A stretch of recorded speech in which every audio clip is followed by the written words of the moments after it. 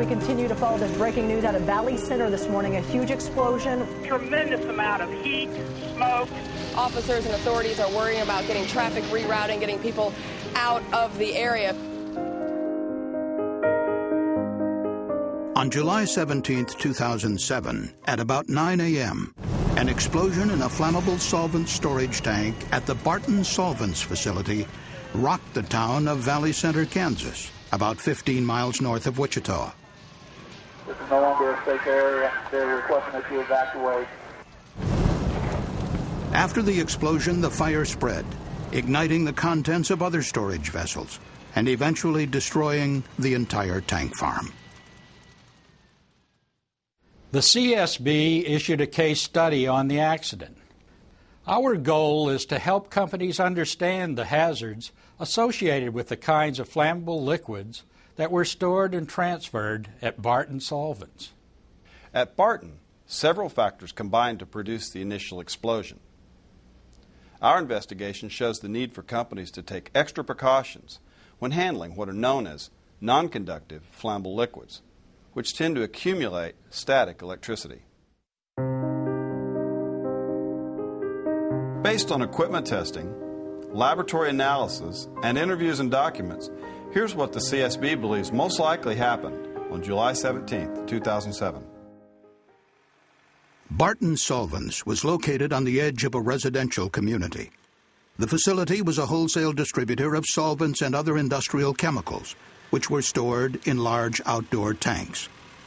About 8:30 on the morning of the accident, a tanker trailer arrived to transfer a non-conductive solvent known as varnish makers and painters, or VM&P naphtha, into a storage tank.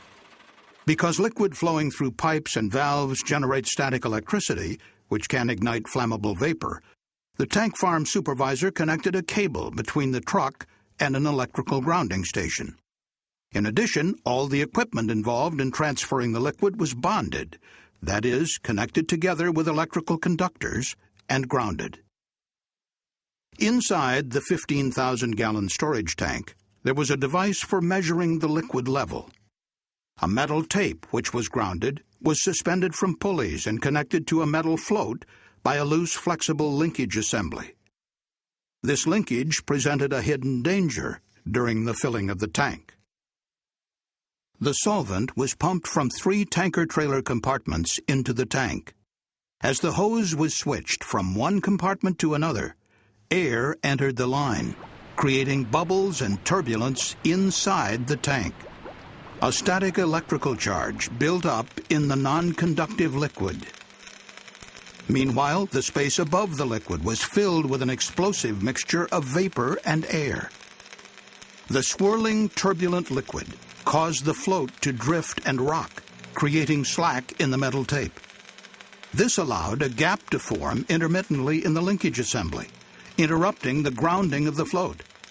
The metal float accumulated a static electrical charge. About 9 a.m., a spark from static electricity ignited the vapor-air mixture, causing a massive explosion. The blast sent the storage tank rocketing into the air. 2 more tanks quickly ruptured and released their contents into the rapidly expanding fire. As the fire raged inside the tank farm, other tanks burst and ignited, launching heavy steel tank lids 10 to 12 feet in diameter into the air. 20,000 gallons of flammable liquid were released into the spill containment area. Valves, pipes, and other heavy steel objects were hurled off-site and into the adjoining community. 1 tank lid struck a mobile home about 300 feet away. A pressure valve hit a neighboring business 400 feet away. 6,000 residents were evacuated. 11 residents and 1 firefighter required medical treatment.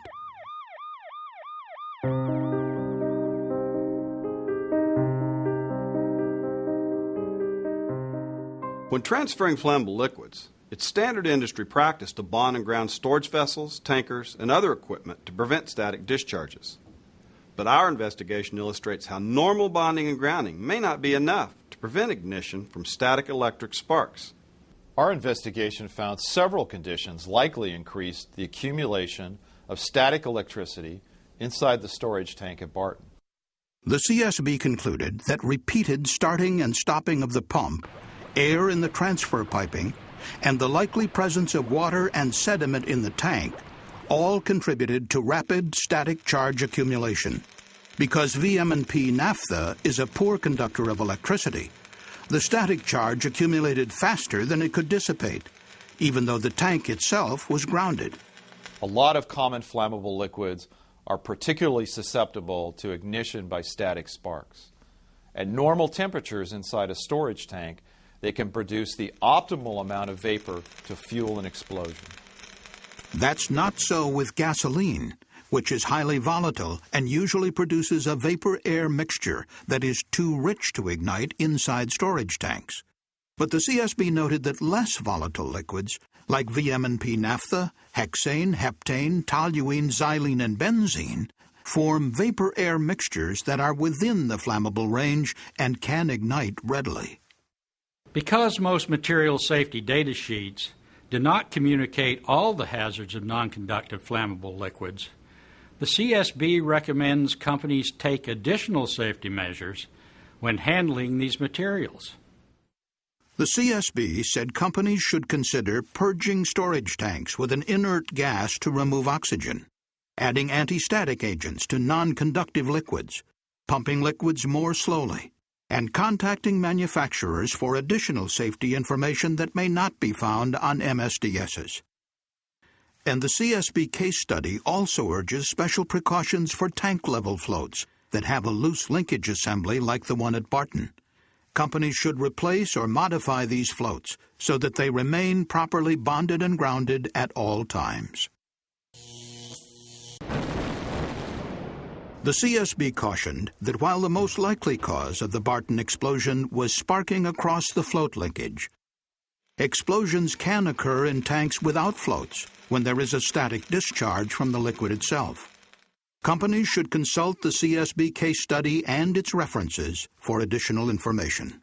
The CSB determined that the material safety data sheet for the solvent involved in the explosion did not adequately describe the explosive hazard or the precautions necessary to prevent ignition from static electricity. Material safety data sheets, or MSDSs, are required under federal OSHA regulations to warn workers about the potential hazards from chemicals. The MSDS for the naphtha supplied to Barton indicated the solvent could accumulate a static charge, which could spark and ignite vapor. But the MSDS did not warn that the naphtha could form a highly flammable vapor-air mixture inside a storage tank. And apart from normal bonding and grounding, the MSDS did not include any special precautions against static ignition. CSB investigators said the lack of warnings reflected a broader problem. We reviewed material safety data sheets for 62 non-conductive flammable liquids that are widely used in industry. The CSB found that the vast majority of these MSDSs had significant gaps. Of the 62 MSDSs covering a number of widely used non-conductive liquids, most failed to recommend specific precautions beyond bonding and grounding to prevent static sparks. Only 3 included electrical conductivity testing data, and only 1 of the 62 MSDSs warned of the danger of an ignitable vapor-air mixture forming inside a storage tank. The CSB recommended that OSHA improve the information required in material safety data sheets for non-conductive flammable liquids. The CSB recommended that OSHA advise MSDS preparers to evaluate each product to determine its potential for accumulating static electricity and to form an ignitable vapor-air mixture inside a storage tank. Each liquid should be tested for electrical conductivity, and the results included in the MSDS. The CSB also recommended that 6 major oil and chemical industry associations ask their member companies to improve the warnings on their MSDSs for flammable liquids that can accumulate static electricity. We hope the CSB investigation helps increase awareness about the hazards of non-conductive flammable liquids, so accidents like the one at Barton Solvents will not be repeated. Thank you for watching this CSB safety video. For more information about the CSB investigation and to view the case study on the accident, please visit our website at csb.gov.